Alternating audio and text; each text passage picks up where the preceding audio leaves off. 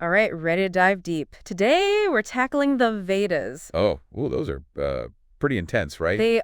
Most people think of them as ancient Hindu scriptures, which they are. Right. But our source material today claims Yeah. that they actually predate all religions, that Why? they were given to humanity as a whole, not just Hindus. Okay, so we're talking like way back. Way back. We could be talking about a complete rewrite of religious history here. That's a big claim. It is a big claim. We're going to be looking at the four Vedas, the Rig Veda, Yajur Veda, Samaveda, and Atharva Veda. Okay. And they offer like a really old worldview, these collections of hymns and chants and rituals and all that. And the source claims that within them Yeah. lies the true name of God Oh, wow. and the path to salvation. So where do we even begin? Right, like how do we unpack something this monumental? Well, the sort of material, it actually gives us an origin story. Okay, And it's a wild one. lay it on me. It claims that the Vedas weren't written by humans at all, Okay. but were given by God Kabir to a being named Kal Brahm. Hold on, God Kabir, Kal Brahm, who are these figures? So according to the source, Kal Brahm had been expelled from this place called Satlok. Satlok. Yeah, this eternal realm where God Kabir resides. Okay, And the way that the Vedas were transmitted, yeah. it's described using a really modern analogy. Okay, I'm intrigued. A fax machine. A fax machine for ancient scriptures. Right, I know. Uh-huh. But the point the source is trying to make is that these Vedas, and originally there were 5, not 4. Wait, 5. 5. They were transmitted instantly and directly from Kabir to Kal Brahm. No physical connection needed. Okay, so originally 5 Vedas. Right. What happened to the 5th one? That is the million-dollar question. Why are we missing a whole Veda? That's the mystery. The source claims that Kal Brahm, after he received these divine texts, Yeah. decided to conceal one of them. Conceal it. Why? Yeah, because it supposedly contained information about the true glory of God Kabir, Okay. and he didn't want to share that. So the Vedas we have now are missing a crucial piece. Uh-huh. And that missing piece could hold the key to understanding who God truly is. Potentially, yeah. That's huge. It is huge. So while we may never know the contents of that 5th Veda, Right. we can still explore what the other 4 tell us about God. Okay, so who is God according to the Vedas? Well, the Atharva Veda, which is a collection of hymns and mantras, states explicitly that the supreme God's name is Kabir Dev. Kabir Dev. Kabir Dev, yeah. It even gives alternate names like Kabir Sahib and Hakka Kabir. It's like they wanted to make sure there was no mistaking who they were talking about. Right, like they're really hammering it home. So we have a name. We have a name. What else do these texts reveal? Well, the Yajur Veda, it adds another interesting detail. Okay. It states that God has a human-like form. Not just like energy or some kind of abstract force. Nope, an actual being. That's pretty different from how a lot of people envision God. Yeah, it is. What are the implications of that? Well, I mean, it challenges a lot of conventional ideas about God, right? Sure. I mean, if God isn't this distant, formless entity, but a being with a tangible presence, Yeah. it kind of changes our whole understanding of divinity and our relationship to the divine, potentially. That's a really, really interesting point. Yeah. Makes you think about how we conceptualize God.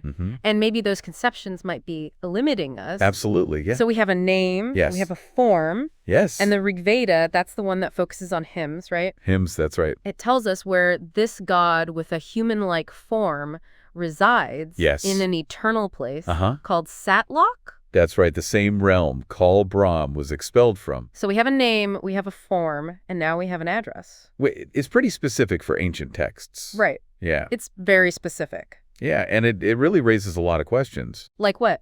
Like, if this information about God is truly universal, as the source claims, why isn't it more widely known? Why are these concepts seemingly confined to the Vedas and not present in other religions? Okay, so we're starting to get a picture of this god Kabir. Yeah. But what else do the Vedas reveal about him? Well, the Yajur Veda also states that God Kabir can forgive sins, Oh, wow. even the most heinous ones. Wait, unconditional forgiveness? That's what it says. That's a pretty radical concept. It is. It goes against the idea of a vengeful God, Right. a God who punishes. Instead, it paints a picture of a compassionate God, Yeah. one who offers mercy and forgiveness regardless of our actions. It's definitely a thought-provoking concept. It is.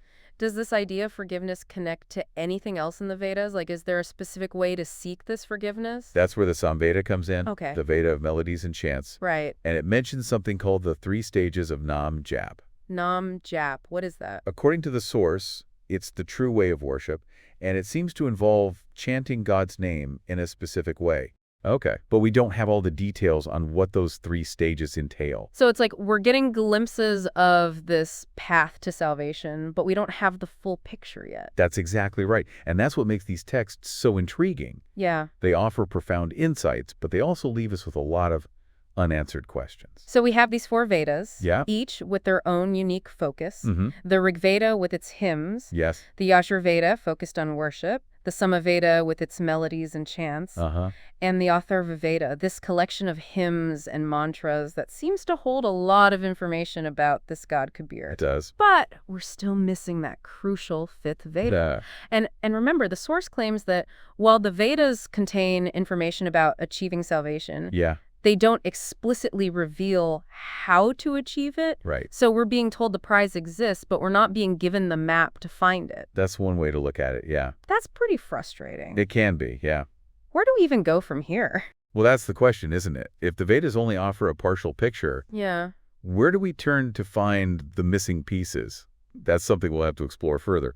But before we do, let's take a closer look at some of the specific verses from these 4 Vedas Okay. and see what deeper meaning we can uncover. Sounds like a plan. Yeah. Okay, so we've laid out some pretty mind-blowing ideas from these Vedas. We've got God Kabir Uh-huh. residing in this eternal realm called Satlok, Right? a god with a human-like form who offers unconditional forgiveness Mm-hmm. and hints at a path to salvation through something called Namjap. Yeah, it's a lot to take in. It is a lot, but it feels like we're just scratching the surface. You're absolutely right.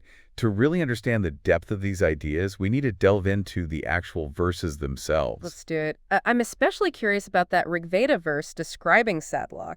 It's like a window into another dimension. You're referring to Rigveda Mandal 9, Suk 96, Mantra 18, correct? That's the one. Yeah, it offers a very vivid description of this eternal realm. It's pretty poetic, so I'm hoping you can break it down for us. Of course. So the verse essentially says that the complete God, who comes in the form of a child Okay. and is a renowned poet, provides happiness comparable to heaven. Mm-hmm. And after establishing the earth of Satlok, this eternal being in a bright, human-like form, Okay. sits on a high throne.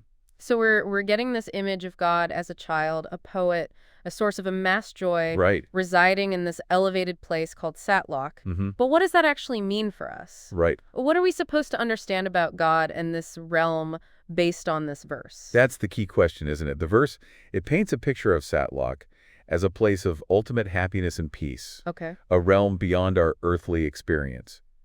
And it suggests that perhaps our souls originated in this place, Okay. and that achieving salvation means returning to this state of pure bliss. That's a beautiful thought. It is a beautiful thought. It makes you wonder if our longing for happiness and fulfillment is actually a longing for this lost connection to Satlok. It's certainly a possibility worth pondering. It is. And notice how the verse emphasizes God having a human-like form, Yeah. echoing what we saw in the Yajur Veda. Right. This suggests that the divine isn't some, abstract, unknowable force, Right. but rather something we can relate to, something that reflects our own image. It's almost like we're being told that we have the potential to be godlike ourselves. That's a very interesting interpretation. Is it? Yeah, perhaps the human form isn't a limitation, Mm-hmm. but rather a reflection of the divine within us. Okay, let's move on to that Yajurveda verse about God forgiveness. Okay. That's Yajurveda Ajay 8, Mantra 13, right? You got it. What does it say exactly? So it states, God even forgives, destroys the most heinous sins.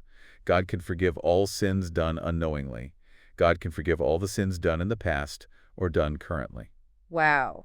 That's incredibly powerful. It's a big statement. It means no matter what mistakes we've made, Yeah. no matter how far we strayed, there's always a chance for redemption. That's the message, yeah. But if God forgives unconditionally, Hmm? does that mean there are no consequences for our actions? That's a great question. Yeah. The verse doesn't go into the details of karmic repercussions or anything like that, Okay. but it does suggest that ultimately God's love and mercy are greater than any sin that we could commit. So it's not about escaping consequences, Right. but about seeking forgiveness and ultimately reconciliation with the divine. Exactly. It speaks to the boundless compassion of this God Kabir, Yeah. and it also challenges us to cultivate that same forgiveness within ourselves, Okay. both for our own mistakes and for the transgressions of others. Now let's jump to the Samveda, Okay. which talks about those 3 stages of non-job. That's Samveda Mantra 822. Yes. Can you walk us through it? Sure. So the mantra, it describes God Kabir appearing as a guru in human form. Okay. and giving 3 mantras to a devoted soul. Okay. And these mantras, when chanted, are said to purify the devotee and increase their lifespan. So it's about connecting with God through sound and repetition. It sounds almost meditative. It does, doesn't it? And it really highlights the importance of having a true guru, Right. a spiritual guide, who can impart this knowledge Okay. and teach the correct method of chanting. It makes you wonder what those mantras actually are Right. and what kind of power they hold. Yeah, But it sounds like the Samveda isn't giving us the full instructions. that's right. Like many things in the Vedas, we're given hints and glimpses, right. but not the complete picture. Okay, so let's recap what we've learned so far. Okay. We've got these 4 Vedas Okay. offering a surprisingly specific picture of God. It is specific. A name, a form, a dwelling place, and this remarkable capacity for forgiveness. Uh-huh. But we're still left with so many questions. So many questions. What happened to that 5th Veda, and why was it hidden? What are the full details of Nam Jap and this path to salvation? Those are the mysteries that keep us coming back to these ancient texts, aren't they? They do. The Vedas offer profound wisdom, but they also invite us to keep searching, Yeah. to delve deeper, and to look beyond the surface. I have a feeling this isn't the end of our exploration into the Vedas, is it? Not at all. This is just the beginning. Oh, good. And perhaps, by exploring other spiritual traditions and sources, Okay. we might be able to piece together some of the missing pieces of this fascinating puzzle. It's been quite a journey with these Vedas. It has. A god named Kabir. Yeah. An eternal realm called Satlak. Mm-hmm. A path to salvation through Nam Jap. Right. These concepts are like both profound and perplexing at the same time. Yeah. They really make you think.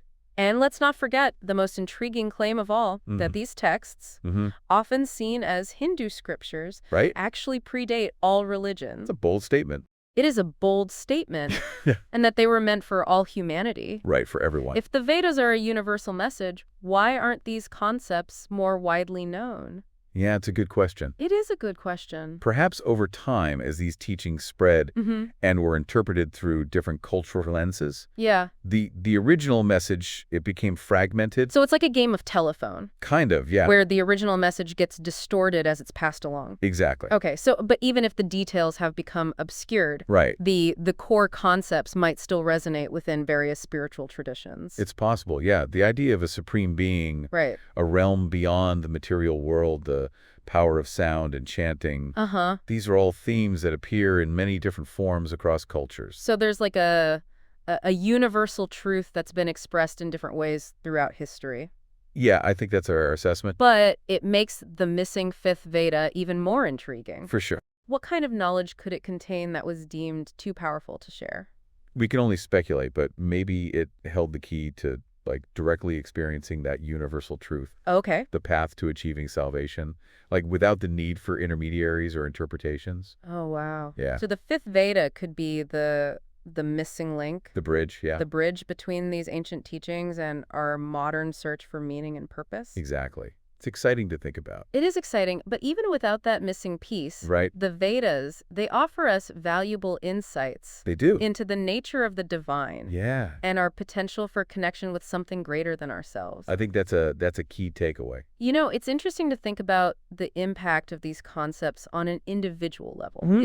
If we take seriously the idea of God having a human-like form, Yeah. it challenges that whole notion of a distant, authoritarian deity. Right. Instead, it suggests a more intimate, relatable connection. Absolutely, yeah. It opens up the possibility of a more personal relationship with the divine. And the concept of unconditional forgiveness. Yeah, that one's huge. It's huge. It's equally transformative. Absolutely. It offers a path to healing, both for ourselves and in our relationships with others. Couldn't agree more. And this idea of Neem Jap, Mm-hmm. chanting God's name as a form of worship, Right. speaks to the power of sound and vibration to connect us to something beyond the physical realm. Yeah, it's a powerful practice. So what can our listeners take away from all of this? What's the lasting message of the Vedas? I think the Vedas invite us to question our assumptions, Okay. to expand our understanding of the divine, and to explore our own potential for spiritual growth. Mm-hmm. They remind us that the search for truth is a journey, not a destination, Oh, I like that. and that there's always more to discover. And even though we may never uncover all the secrets of these ancient texts, True. the very act of seeking, of questioning and pondering these profound concepts can be transformative in itself. Absolutely. The Vedas, they spark our curiosity. Yeah. They challenge our intellect, and they invite us to embark on this lifelong exploration of the mysteries of the universe and the nature of our own being. Well, listeners, Okay. I hope this deep dive into the Vedas has ignited a spark within you. Me too. A desire to learn more, Yeah. to explore further, Keep searching. and to keep seeking the truth wherever it may lead. That's the important thing. Until next time, Yeah. keep exploring.